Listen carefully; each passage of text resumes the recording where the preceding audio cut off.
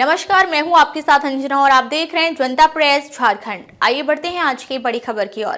Supreme court ने Trump को प्रवासियों को निकालने से रोका, अमेरिकी राष्ट्रपति नाराज। कहा, जज अपराधियों को देश से निकालने नहीं देंगे।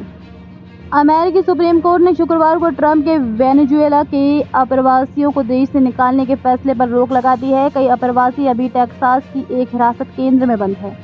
ट्रंप प्रशासन 1798 के एलियन एनिमीज एक्ट के जरिए उन्हें जल्द से जल्द देश से बाहर भेजना चाहता था।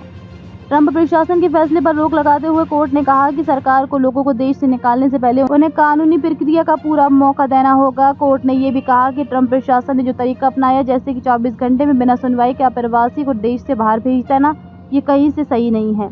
एलियन एनिमीज एक्ट युद्ध के समय का बनाया हुआ कानून है, जिसमें दुश्मनों को देश से निकालने के लिए कोई भी कानूनी कार्रवाई नहीं करनी होती है। हालांकि अमेरिकी संविधान के कुछ प्रावधान के जरिए इसे कोर्ट में चुनौती दी गई थी। इस फैसले का मतलब यह है कि प्रवासियों को ये जानने और अदालत में चुनौती देने का अधिकार है कि उन्हें क्यों निकाला जा रहा है। हालांकि ये फैसला अभी अस्थायी है और इस पर पूरी कानूनी लड़ाई अभी बाकी है। सुप्रीम कोर्ट ने मामला एक निचली अदालत 5th सर्किट कोर्ट को वापस भेज दिया है ताकि वहां इसे और अच्छे से सुना जा सके। ये वही अदालत ने जिसने अप्रैल में इस मामले में हस्तक्षेप करने से इनकार कर दिया था। अदालत के फैसले पर अमेरिकी राष्ट्रपति डोनाल्ड ट्रंप ने नाराजगी जताई है। उन्होंने अपने सोशल मीडिया अकाउंट पर लिखा, ट्रंप दूसरी बार सत्ता में आने के बाद से ही देश में अवैध तौर पर रह रहे लोगों को निकालने में जुटे हैं। ट्रंप प्रशासन ने एलियन एनिमीज एक्ट का इस्तेमाल करते हुए मार्च 2025 में वेनेजुएला के लगभग 137 अप्रवासियों को अल सल्वाडोर भेज दिया था।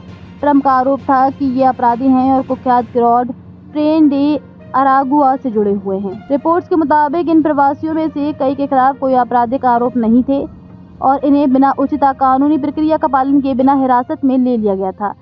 अल सल्वाडोर में इन अप्रवासियों को दुनिया की सबसे खतरनाक मानी जाने वाली सीकॉट जेल में भेज दिया गया। ये जेल मानवाधिकार उल्लंघनों के लिए बदनाम है। अल सल्वाडोर में जनवरी 2023 में एक जेल का निर्माण हुआ था। इसका नाम आतंकवादी बंदी केंद्र है, जिसे सीकॉट के नाम से भी जाना जाता है। ये दुनिया की सबसे बड़ी जेलों में से एक है। 40,000 से ज्यादा कैदी रखे जा सकते हैं। अमेरिकी सुप्रीम कोर्ट ने मार्च के अंत में ट्रंप प्रशासन के एलियन एनिमीज एक्ट के इस्तेमाल करने पर अस्थायी रोक लगा दी थी। कोर्ट ने कहा था कि जब तक इस मामले को पूरी तरह से नहीं सुनते, तब तक एक भी अप्रवासी इस एक्ट के जरिए बाहर नहीं भेजा जाए।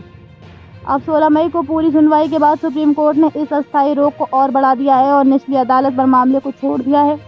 इसका मतलब है कि ट्रंप प्रशासन अभी भी किसी को बाहर नहीं भेज सकता। ट्रंप प्रशासन का एलियन एनिमीज एक्ट का इस्तेमाल करना कानूनी या गैर कानूनी? अगर ये कानूनी है तो प्रवासियों को कितने कानूनी प्रक्रिया जैसे नोटिस, अपील का मौका मिलना चाहिए। अदालत ने ये नहीं साफ किया है कि अल सल्वाडोर भेज दिए गए 137 लोगों का अब क्या होगा। वहीं निर्वासित व्यक्तियों के परिवार का कहना है कि उन्हें अपने लोगों के बारे में कोई जानकारी नहीं मिल पाई है। वे अपने परिवार को लेकर चिंतित हैं। इन लोगों की तरफ से केस लड़ रहे संगठन ACLU के वकील ली गैलरेंट ने कहा कि अदालत का फैसला ट्रंप सरकार के लिए एक फटकार जैसा है। अब तक के लिए बस इतना ही। फिर मिलते हैं एक ऐसी ही बड़ी खबर के साथ। तब तक के लिए नमस्कार और देखते रहिए जनता प्रेस झारखंड। अगर आपको वीडियो पसंद आई हो तो लाइक करें व शेयर करें। ऐसे लेटेस्ट अपडेट पाने के लिए बेल आइकन प्रेस करना ना भूलें। अगर आप हमें फेसबुक या फिर इंस्टा के माध्यम से देख रहे हैं तो हमारे पेज को फॉलो जरूर करें। धन्यवाद।